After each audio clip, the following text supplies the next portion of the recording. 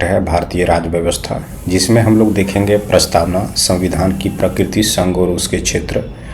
पहला प्रश्न का शुरुआत होता है भारत के संविधान की प्रस्तावना। इसमें 4 मुख्य तौर पर ऑप्शन दिया गया है कि इसकी प्रकृति क्या है। तो संविधान का एक हिस्सा है, लेकिन इसका कोई कानूनी प्रभाव नहीं है।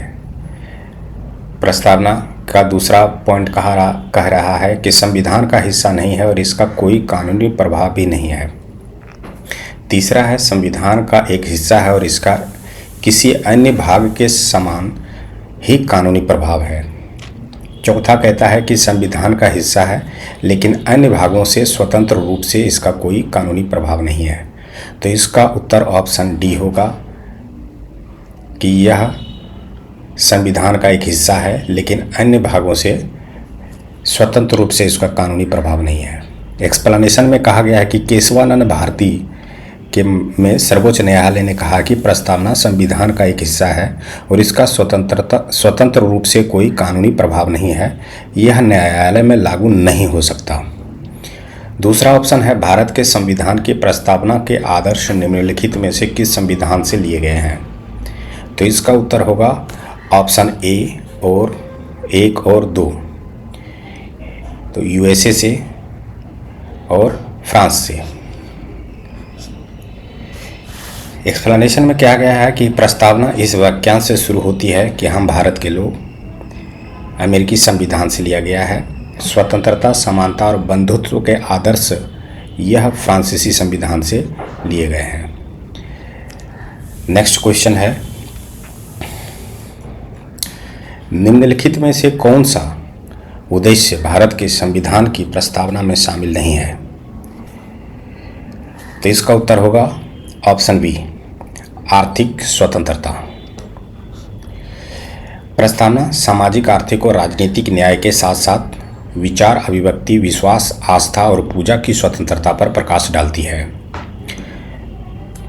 चौथा प्रश्न है प्रस्तावना के बारे में निम्नलिखित कथनों पर विचार करें। यहाँ पर 3 कथन दिया गया है। पहला है कि डॉक्टर अंबेडकर ने प्रस्तावना को संविधान का पहचान पत्र कहा। दूसरा है 1960 के बेरुआरी यूनियन मामले में कहा गया कि प्रस्तावना संविधान का हिस्सा है।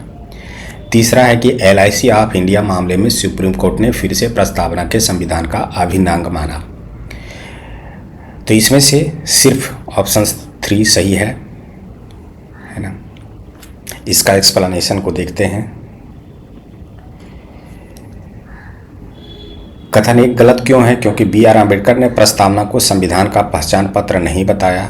यह वाक्यांश यह बताया था डॉक्टर NA पालकीवाला या पालखीवाला, जो कि एक न्यायविद यानी कि संविधान विशेषज्ञ थे।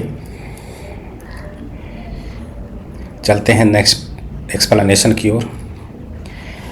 अब आता है जो बेरुआरी यूनियन केस का मामला है जो 1960 में हुआ था। यह कथन गलत है। 1960 के बेरुआरी यूनियन मामले में सुप्रीम कोर्ट ने कहा कि प्रस्तावना संविधान का हिस्सा नहीं है। अगर प्रश्न आ जाए कि बेरुआरी यूनियन केस जो 1960 में हुआ था उसमें प्रस्तावना के बारे में क्या कहा गया था, तो प्रस्तावना के बारे में उसने कहा कि यह संविधान का हिस्सा नहीं है। दूसरा है न्यायालय ने माना कि प्रस्तावना कानून के अदालत में लागू करने योग्य नहीं है और अनुच्छेद 368 के संशोधन के अधीन नहीं है। अब लास्ट है कि LIC ऑफ इंडिया केस 1995 में सर्वोच्च न्यायालय ने अपनी स्थिति को दोहराई और प्रस्तावना को संविधान का एक अभिन्न अंग माना। हालांकि यह स्वतंत्र रूप से कानून की अदालत में लागू करने योग्य नहीं हो सकता, लेकिन यह संवैधानिक प्रावधानों की व्याख्या करने के लिए आवश्यक है। इसलिए कथन 3 सही है। चलते हैं अगला प्रश्न। प्रश्न है कि उद्देश्य प्रस्ताव को संविधान सभा ने 13 दिसंबर 1946 को अपनाया। दूसरा ऑप्शन है उद्देश्य प्रस्ताव को सर्वसम्मति से अपनाया गया था। तीसरा है कि उद्देश्य प्रस्ताव संविधान निर्माताओं की मानसिकता को दर्शाता है। तो इसका उत्तर होगा ऑप्शन बी। 2 और 3 सही है। इसमें सही को चूज करना है, तो ऑप्शन 2 और 3 को सही बताया गया है। देखते हैं एक्सप्लेनेशन में। कथन 1 गलत है क्योंकि नेहरू ने 13 दिसंबर 1946 को उद्देश्य प्रस्ताव पेश किया था, लेकिन 22 जनवरी 1947 को इसे अपनाया गया था। ऑप्शन 2 और 3 सही है, क्योंकि उद्देश्य प्रस्ताव से सर्वसम्मति अपनाया गया था तथा यह संविधान निर्माताओं की मानसिकता को दर्शाता है। चलते हैं नेक्स्ट प्रश्न की ओर। प्रस्तावना की संशोधनीयता के संबंध में निम्नलिखित कथनों पर विचार करें। प्रस्तावना 1976 में केवल एक बार संशोधित किया गया है। दूसरा है कि संशोधन में समाजवादी, धर्मनिरपेक्ष, एकता और अखंडता शब्द शामिल किए गए हैं। तीसरा है संविधान में अनुच्छेद 368 में के माध्यम से प्रस्तावना में संशोधन किया जाता है। तो इसका उत्तर होगा ऑप्शन बी, जिसमें कि 1 और 3 को दर्शाया गया है कि इसमें सही कौन सा है। तो सही ऑप्शन 1 और 3 है। एक्सप्लेनेशन में है कि प्रस्तावना संशोधन एक कथन सही है, क्योंकि प्रस्तावना में केवल एक बार 1976 में 42वें संविधान संशोधन अधिनियम द्वारा संशोधित किया गया था। संशोधन की सामग्री कथन 2 गलत है। संशोधन में 3 शब्द जो कि है कि समाजवादी, पंथनिरपेक्ष और अखंडता। समाजवादी, पंथनिरपेक्ष और अखंडता ये शब्द 1976 में 42वें संविधान संशोधन अधिनियम द्वारा प्रस्तावना में जोड़े गए थे। अनुच्छेद 368 के बारे में कहता है कि कथन 3 सही है। सर्वोच्च न्यायालय ने विभिन्न निर्णय में माना कि प्रस्तावना संविधान का एक हिस्सा है, जबकि पहले के निर्णयों में सुझाव दिया गया था कि प्रस्तावना में संशोधन नहीं हो सकता या नहीं किया जा सकता है। न्यायालय ने स्पष्ट किया कि प्रस्तावना को अनुच्छेद 368 के तहत संशोधित किया जा सकता है, बशर्ते कि प्रस्तावना में निहित संविधान की मूल विशेषताएं या मौलिक भावना में कोई संशोधन ना किया जाए। यह पॉइंट अति महत्वपूर्ण है, जो कि अक्सर एग्जामिनेशन में पूछा जाता है। चलते हैं नेक्स्ट प्रश्न की ओर। प्रस्तावना में संप्रभुता के संबंध में निम्नलिखित कथनों पर विचार करें। चलिए, कथन क्या कहता है। पहला कथन कहता है कि संविधान में संप्रभु शब्द को परिभाषित किया गया है। दूसरा कहता है संप्रभु शब्द का अर्थ है राज्य को संवैधानिक सीमाओं के अनुरूप किसी भी विषय पर कानून बनाने की शक्ति है। तीसरा कहता है 1973 के केशवानंद भारती मामले में संप्रभुता को संविधान का मूल ढांचा घोषित किया गया। उपर्युक्त कथनों में कौन सा कथन सही है? तो यहाँ पर बताया गया है कि ऑप्शन 2 सही है, यानी कि संप्रभु शब्द का अर्थ है राज्य को संवैधानिक सीमाओं के अनुरूप किसी भी विषय पर कानून बनाने की शक्ति है।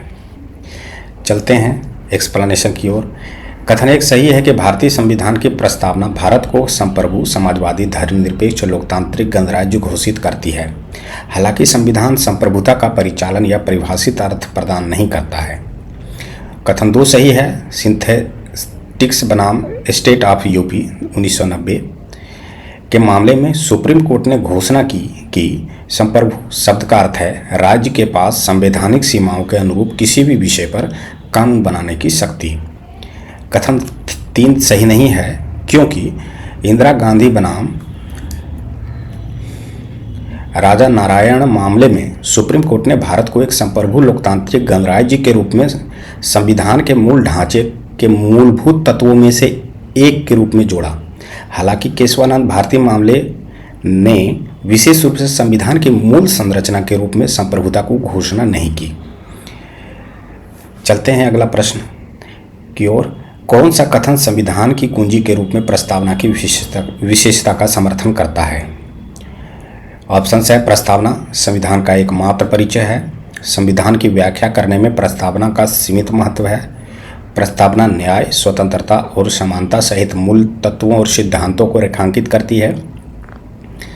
ऑप्शन है संविधान को समझने के लिए प्रस्तावना आवश्यक है। तो इसका उत्तर होगा ऑप्शन सी, प्रस्तावना न्याय, स्वतंत्रता और समानता सहित मूल्यों और सिद्धांतों को रेखांकित करती है। क्या कहा गया है एक्सप्लेनेशन में? सेम वही बात को दोहराया गया है। यह प्रस्तावना संविधान की कुंजी के रूप में वर्णित करने का समर्थन करता है, क्योंकि प्रस्तावना उन मौलिक मूल्यों और सिद्धांतों को रेखांकित करती है जिस पर संविधान का निर्माण किया गया है। जैसे न्याय, स्वतंत्रता, समानता और बंधुत्व। नेक्स्ट प्रश्न है, भारतीय संविधान की प्रस्तावना में धर्मनिरपेक्ष शब्द के बारे में निम्नलिखित कथनों पर विचार करें। धर्मनिरपेक्ष शब्द को 1976 में 42वें संविधान संशोधन द्वारा संविधान में स्पष्ट रूप से जोड़ा गया था। धर्म की स्वतंत्रता के मौलिक अधिकार की गारंटी देने वाले अनुच्छेद 25 से 28 को धर्मनिरपेक्ष शब्द से जोड़ने के बाद संविधान में शामिल किया गया था। तीसरा है कि भारतीय संविधान धर्मनिरपेक्षता की एक नकारात्मक अवधारणा को प्रदर्शित करती है। तो इसका उत्तर होगा ऑप्शन बी। ऑप्शन बी में कहा गया है कि 1 और 2 सही है।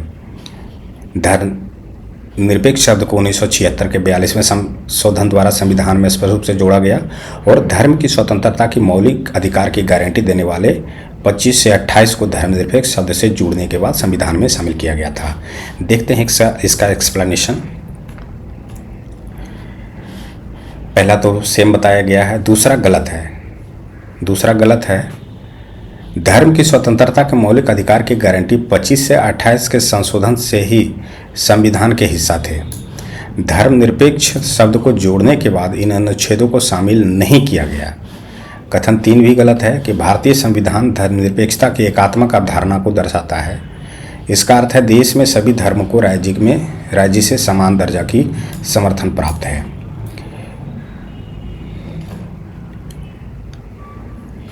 अच्छा, ये जो है सही जो है, इसका मतलब अगर पहले से था तो ये भी गलत होगा, है ना। ऑप्शन 2 भी गलत होगा।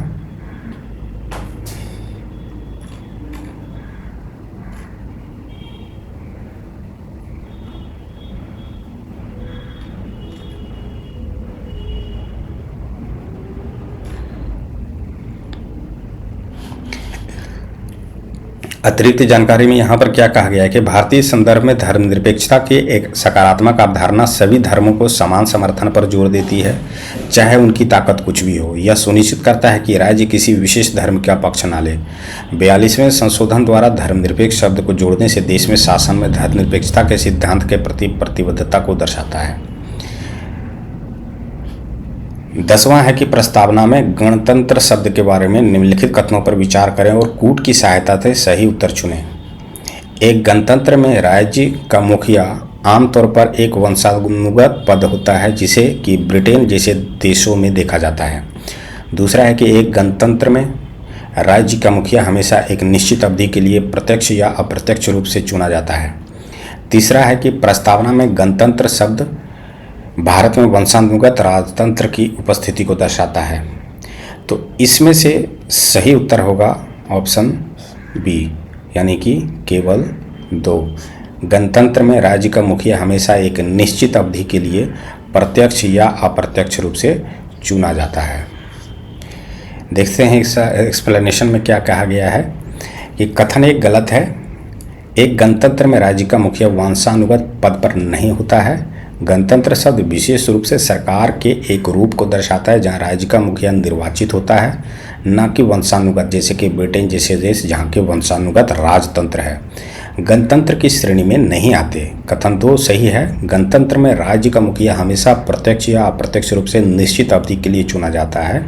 यह राजतंत्र के विपरीत है जहाँ राज्य का मुखिया अक्सर वंशानुगत पद धारण करता है। कथन 3 गलत है क्योंकि प्रस्तावना में गणतंत्र शब्द भारत में वंशानुगत राजतंत्र की उपस्थिति को नहीं दर्शाता। यह दर्शाता है कि भारत का एक निर्वाचित प्रमुख राष्ट्रपति है जिसे चुनावी प्रक्रिया के माध्यम से, है ना, चुना जाता है। इसमें अतिरिक्त जानकारी दिया गया है कि प्रस्तावना में गणतंत्र शब्द भारतीय राजनीति की लोकतांत्रिक निर्वाचित प्रकृति को दर्शाता है। भारत के राष्ट्रपति का चुनाव एक निर्वाचक मंडल द्वारा किया जाता है जिसमें संसद के दोनों सदनों और राज्य और केंद्र शासित प्रदेशों की विधानसभाओं के निर्वाचित सदस्य शामिल होते हैं। राष्ट्रपति 5 वर्ष का कार्यकाल, है ना, राष्ट्रपति 5 वर्ष का कार्यकाल 5 साल।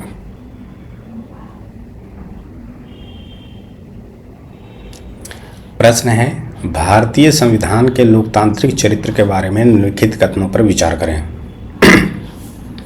भारतीय संविधान लोकतंत्र में कार्यपालिका अपनी नीतियों और कार्यों की न्यायपालिका के प्रति जवाबदेह है। भारतीय राजनीति के लोकतांत्रिक चरित्र की अभिव्यक्ति में सार्वभौमिक वयस्क मताधिकार, आवधिक चुनाव, कानून का शासन, न्यायपालिका की स्वतंत्रता और कुछ आधारों पर भेदभाव की अनुपस्थिति शामिल है। प्रस्तावना में लोकतांत्रिक शब्द विशेष रूप से राजनीतिक लोकतंत्र पर केंद्रित है। तो इस सही कथन होगा इसमें से उत्तर बी, जो कि केवल 2 है। कथन 1 गलत है क्योंकि भारतीय संसदीय लोकतंत्र में कार्यपालिका न्यायपालिका के प्रति नहीं बल्कि विधायिका के प्रति उत्तरदायी है। यह प्रश्न अति महत्वपूर्ण है और ये अक्सर पूछा जाता है। कार्यपालिका अपनी नीतियों और कार्यों के लिए विधायिका के प्रति जवाबदेह है। कार्यपालिका क्या है? अपनी नीतियों और कार्यों के लिए विधायिका के प्रति जवाबदेह है। कथन 2 सही है। भारतीय राजनीति का लोकतांत्रिक चरित्र सार्वभौमिक वयस्क मताधिकार, आवधिक चुनाव, कानून का शासन, न्यायपालिका की स्वतंत्रता और कुछ आधारों पर भेदभाव की अनुपस्थिति जैसी विभिन्न विशेषताओं में परिलक्षित होती है। कथन 3 गलत है क्योंकि प्रस्तावना में लोकतांत्रिक शब्द का प्रयोग व्यापक अर्थ में किया गया है, जिसमें न केवल राजनीतिक लोकतंत्र बल्कि सामाजिक और आर्थिक लोकतंत्र भी शामिल है। डॉक्टर अंबेडकर ने संविधान सभा में अपने समापन भाषण में इस आयाम पर जोर दिया। इसमें अतिरिक्त जानकारी क्या है? तो भारतीय संविधान का लोकतांत्रिक चरित्र बहुआयामी है, जिसमें राजनीतिक, सामाजिक और आर्थिक पहलू शामिल है। Doctor B R. अम्बेडकर ने लोकतंत्र के व्यापक अर्थ पर जोर देते हुए राजनीतिक लोकतंत्र के साथ साथ सामाजिक और आर्थिक न्याय प्राप्त करने की आवश्यकता पर प्रकाश डाला। देखते हैं 12वां प्रश्न क्या है। तो कौन सा कथन प्रत्यक्ष और अप्रत्यक्ष लोकतंत्र के बीच अंतर को सबसे अच्छी तरह से उजागर करता है? ऑप्शंस है। प्रत्यक्ष लोकतंत्र में लोगों का प्रत्यक्ष प्रतिनिधित्व शामिल होता है, जबकि अप्रत्यक्ष लोकतंत्र में प्रतिनिधित्व पर निर्भर नहीं करता है। कानून का शासन प्रत्यक्ष लोकतंत्र की एक परिभाषित विशेषता है, जबकि अप्रत्यक्ष लोकतंत्र की विशेषता नहीं है। प्रत्यक्ष लोकतंत्र में शासन निर्वाचित निकायों के माध्यम से किया जाता है, जबकि अप्रत्यक्ष लोकतंत्र अराजकता और पूर्ण विकेंद्रीकरण पर जोर देता है। प्रत्यक्ष लोकतंत्र में प्रमुख निर्णय सीधे लोगों द्वारा किए जाते हैं, जबकि अप्रत्यक्ष लोकतंत्र में व्यक्ति प्रतिनिधियों का चुनाव करते हैं जो बदले में महत्वपूर्ण निर्णय लेते हैं। तो इसका उत्तर होगा ऑप्शन डी।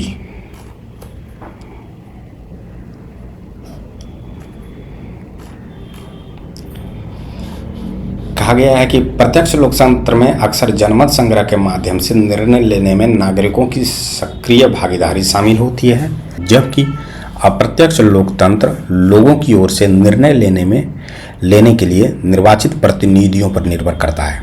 अतः अप्रत्यक्ष लोकतंत्र निर्णय लेने की प्रक्रिया में निर्वाचित प्रतिनिधियों की भूमिका पर जोर देता है। 13वां प्रश्न है, निम्नलिखित में से कौन से मूल्य और आदर्श भारतीय संविधान की प्रस्तावना में स्पष्ट रूप से उल्लेखित नहीं है? तो इसका उत्तर होगा पर्यावरणीय, जबकि सामाजिक, राजनीतिक और आर्थिक प्रस्तावना में उल्लेखित है। देखते हैं एक्सप्लेनेशन क्या है।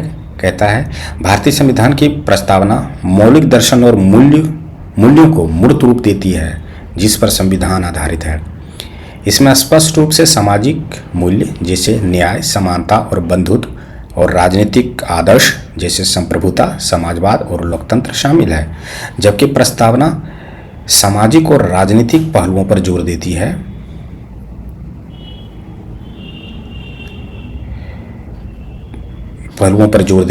यह पर्यावरणीय मूल्यों का स्पष्ट रूप से उल्लेख नहीं करती है। संविधान के अन्य भागों में पारिस्थितिकी संबंधी विचारों को संबोधित किया गया है, जैसे राज्य के नीति निर्देशक सिद्धांत जैसे डीपीएसपी और मौलिक कर्तव्य।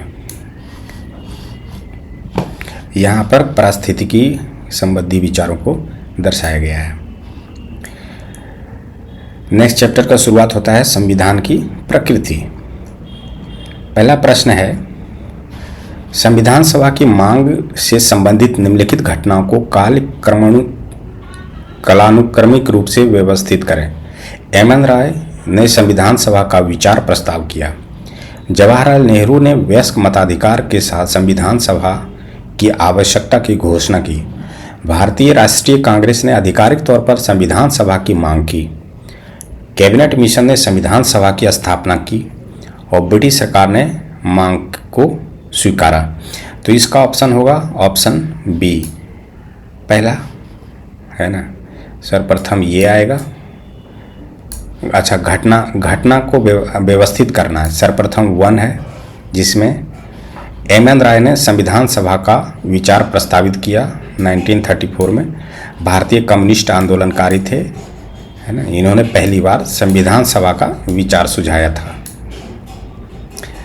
फिर आता है भारतीय राष्ट्रीय कांग्रेस ने आधिकारिक तौर पर संविधान सभा की मांग 1935 में। भारतीय राष्ट्रीय कांग्रेस आधिकारिक तौर पर एक संविधान सभा की स्थापना का आह्वान किया। फिर आता है जवाहरलाल नेहरू ने वयस्क मताधिकार के साथ संविधान सभा की आवश्यकता की घोषणा 1938, है ना। आईएनसी का प्रतिनिधित्व करने जवाहरलाल नेहरू ने वयस्क मताधिकार के आधार पर निर्वाचित संविधान सभा की आवश्यकता पर बल दिया। फिर आता है ब्रिटिश सरकार ने अगस्त प्रस्ताव 1940 में मांग स्वीकार की। ब्रिटिश सरकार ने संविधान सभा की मांग को स्वीकार कर लिया, जिसे 1940 के अगस्त प्रस्ताव के रूप में जाना जाता है। सर स्टीफोर्ड क्रिप्स ने क्रिप्स प्रस्ताव प्रस्तुत किए 1942 में। 1942 में ब्रिटिश कैबिनेट के सदस्य सर स्टीफोर्ड क्रिप्स ने द्वितीय विश्व युद्ध के बाद एक स्वतंत्र संविधान के निर्माण के लिए एक मसौदा प्रस्तुत किया। मुस्लिम लीग ने क्रिप्स प्रस्ताव को खारिज कर दिया। विभाजन की वकालत की, वर्ष निर्देश नहीं है। क्रिप्स प्रस्तावों की संतुष्टि मुस्लिम लीग ने भारत की 2 स्वायत्त राज्यों में विभाजित करने पर जोर दिया, जिसमें प्रत्येक की अपनी संविधान सभा हो। फिर आता है कैबिनेट मिशन भारत भेजा गया। यहाँ पर भी वर्ष नहीं दिया गया है, ठीक है। तो संविधान सभा के गठन और संविधान निर्माण पर चर्चा की सुविधाजनक बनाने के लिए एक कैबिनेट मिशन को भारत भेजा गया था। चलते हैं नेक्स्ट प्रश्न की ओर। प्रश्न है कि 13 दिसंबर 1946 को जवाहरलाल नेहरू ने विधानसभा में ऐतिहासिक उद्देश्य प्रस्ताव पेश किया। इस प्रस्ताव का उद्देश्य क्या था? तो इसका उत्तर होगा ऑप्शन बी, संवैधानिक ढांचे का उद्देश्यों और दर्शन को रेखांकित करना। 13 दिसंबर 1946 को जवाहरलाल नेहरू ने संविधान सभा में वो उद्देश्य प्रस्ताव पेश किया। इस प्रस्ताव ने भारतीय संविधान के निर्माण के लिए मार्गदर्शक सिद्धांतों के रूप में कार्य किया। संविधान सभा ने भारत को एक स्वतंत्र संप्रभु गणराज्य घोषित करने और इसके शासन के लिए संविधान का मसौदा तैयार करने का दृढ़ संकल्प व्यक्त किया। स्वतंत्र भारत इसके घटक भागों और सरकारी अंगों की शक्ति और अधिकारों लोगों से प्राप्त हुए थे। संविधान का उद्देश्य सभी नागरिकों को न्याय, सामाजिक, आर्थिक और राजनीतिक अधिकारों की गारंटी देना था, जिसमें कानून और सार्वजनिक नैतिकता के अधीन स्थिति, अवसर और विभिन्न रूपों की स्वतंत्रता की समानता शामिल थी। अल्पसंख्यकों, पिछड़े और आदिवासी क्षेत्रों में दलित वर्गों के लिए पर्याप्त सुरक्षा उपाय प्रदान किए जाने थे। चलते हैं अगले प्रश्न की ओर। प्रश्न है, संविधान सभा के बारे में निम्नलिखित कथनों पर विचार करें। प्रत्येक ब्रिटिश प्रांत को सौंपी गई 3 सीटें 3 प्राथमिक समुदायों मुस्लिम, सिख और जनरल के बीच उनकी आबादी के अनुपात में वितरित की जानी थी।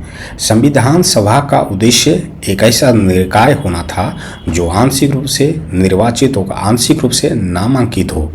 रियासतों के प्रतिनिधियों को एकल संक्रमणीय वोट के माध्यम से अनुपातिक प्रतिनिधित्व की विधि का उपयोग करके चुना गया था। इसका उत्तर होगा ऑप्शन 1 और 2। क्या है 1 और 2 में कि प्रत्येक ब्रिटिश प्रांत को सौंपी गई 3 सीटें प्राथमिक समुदायों यानी कि मुस्लिम, सिख और जनरल के बीच उनकी आबादी के अनुपात में वितरित की जानी थी। और संविधान सभा का उद्देश्य एक ऐसा निकाय होना था जो आंशिक रूप से निर्वाचित और आंशिक रूप से नामांकित हो। एक्सप्लेनेशन में देखते हैं कि संविधान सभा का गठन 1946 में कैबिनेट मिशन द्वारा प्रस्तावित योजना के आधार पर किया गया था।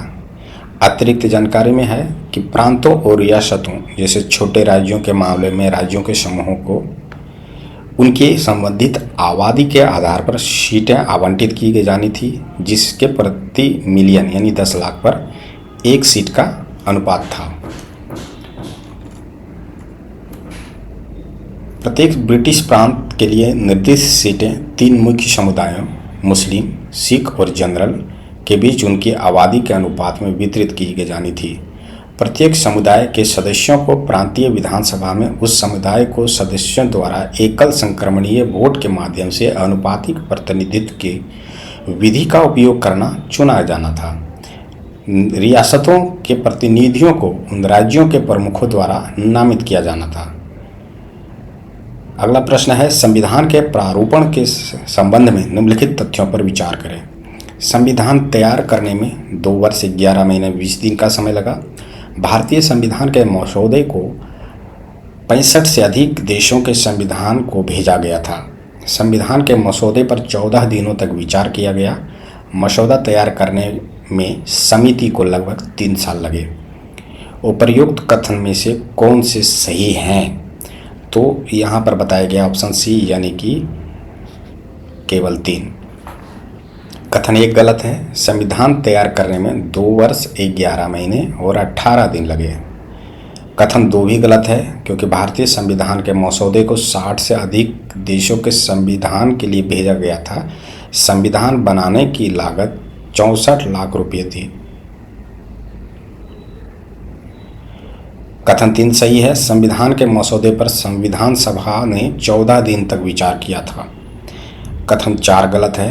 मसौदा तैयार करने में मसौदा समिति को 14 दिन लगे थे।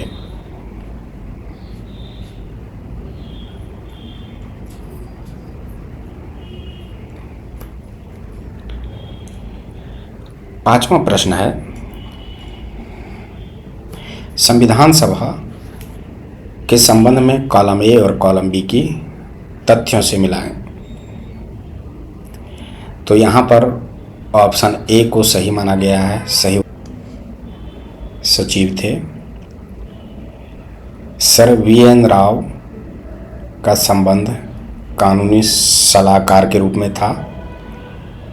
सी का संबंध यानी एस.एन. बनर्जी क्या थे? तो संविधान के मुख्य प्रारूपकर्ता।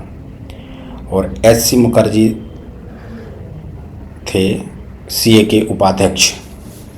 एक्सप्लेनेशन को देखते हैं। संविधान सभा के उपाध्यक्ष एच.सी. मुखर्जी और बी.टी. कृष्णमाचारी थे। संविधान के सुलेखिका प्रेम बिहारी नारायण राय जादा ने अंग्रेजी में की थी। वसंत कृष्ण वेद ने हिंदी में की थी। संविधान की सजावट बेहर राम मनोहर सिन्हा ने अंग्रेजी के लिए की थी और नंदलाल बोस ने हिंदी के लिए की थी। संविधान सभा का प्रतीक हाथी था और मूल संविधान हिंदी और अंग्रेजी दोनों में संविधान के पुस्तकालय में हीलियम से भरे केस में रखा गया है। प्रश्न है, संविधान सभा यानी कि सीए के कामकाज के बारे में निम्नलिखित कथनों पर विचार करें। संविधान सभा की पहली बैठक 9 दिसंबर 1946 को हुई और उसी दिन संविधान का मसौदा तैयार करना शुरू हुआ। बैठक में 311 सदस्यों ने भाग लिया। डॉक्टर राजेंद्र प्रसाद को संविधान सभा की पहली बैठक में अध्यक्ष चुना गया। संविधान सभा की अध्यक्षता जीवी मावलंकर ने की, जबकि संविधान सभा की बैठक इसमें से गलत को चूज करना है। इसमें से गलत चूज करना है। 2, 3, 4 ये गलत है, जबकि ऑप्शन ए यह सही है। कथन 1 सही है कि संविधान सभा की पहली बैठक 9 दिसंबर 1946 को हुई और पहली बहस का शीर्षक अस्थायी अध्यक्ष का चुनाव था। संविधान का मसौदा तैयार करना उसी दिन शुरू हुआ। संविधान का मसौदा तैयार करने के लिए 29 अगस्त 1947 को प्रारूप समिति का गठन किया गया। कथन 2 गलत है, क्योंकि संविधान सभा की पहली बैठक में 211 सदस्यों ने भाग लिया। संविधान सभा पर 26 नवंबर 1949 को उस दिन उपस्थित संविधान सभा के 284 सदस्यों द्वारा हस्ताक्षर किए गए थे। कथन 3 गलत है। संविधान सभा के सबसे वरिष्ठ सदस्य डॉक्टर सच्चिदानंद सिन्हा को फ्रांसीसी तथा प्रथा का पालन करते हुए संविधान सभा का अस्थायी सदस्य अध्यक्ष चुना गया था।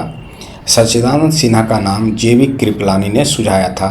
डॉक्टर राजेंद्र प्रसाद 11 दिसंबर 1946 को संविधान सभा के अध्यक्ष चुने गए। कथन 4 गलत है। संविधान सभा ने 2 कार्य किए, संविधान को बनाया और कानून का भी निर्माण किया। ये दोनों कार्य अलग अलग दिनों में किए गए। जब भी संविधान सभा संवैधानिक निकाय के रूप में कार्य करता था, यानी कि रूप में मिलता था, डॉक्टर राजेंद्र प्रसाद उसका नेतृत्व करते थे, है ना। और जब भी संविधान सभा विधायी निकाय के रूप में मिलता था तो जेवी कृपलानी उसका नेतृत्व करते थे। अगला प्रश्न है, संविधान सभा या संविधान सभा की प्रमुख और छोटी समितियों के बारे में निम्नलिखित कथनों पर विचार करें। पहला है, जवाहरलाल नेहरू ने संघ की शक्तियों, संघ के संविधान और संचालन समिति का नेतृत्व किया। सरदार वल्लभ भाई पटेल ने प्रांतीय संविधान समिति का नेतृत्व दिया। प्रक्रिया समिति नियम समिति की अध्यक्षता डॉक्टर राजेंद्र प्रसाद ने की थी।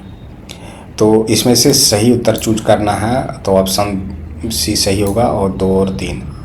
कथन 1 गलत है, क्योंकि जवाहरलाल नेहरू ने संघ की शक्तियों, संघ के संविधान के संघों के प्रति समिति का अध्यक्षता की।